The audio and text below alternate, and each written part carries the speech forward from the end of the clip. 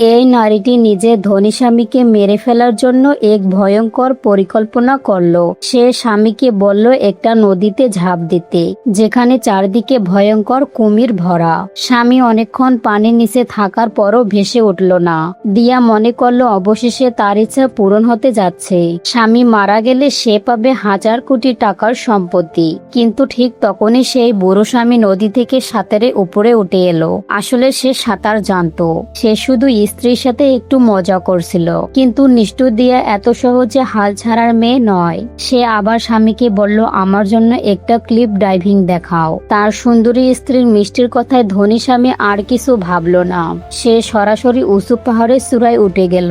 তারপর নিচে পানির দিকে এক লাফে ঝাঁপ দিল।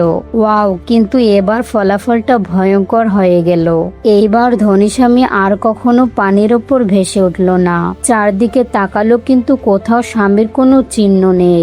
নিজের পরিকল্পনা সফল হয়েছে বুঝে সে আনন্দে হেসে উঠল। সে কল্পনা করতে লাগলো এখন থেকে তার জীবন হবে অটল সম্পদ আর স্বাধীনতার জীবন। কিন্তু দিয়া কি জানতো স্বামীর এই মৃত্যু তার জন্য সবচেয়ে বড় কাল হয়ে দাঁড়াবে। কি ঘটেছিল দিয়ার সাথে দেখতে থাকুন পার্ট 2।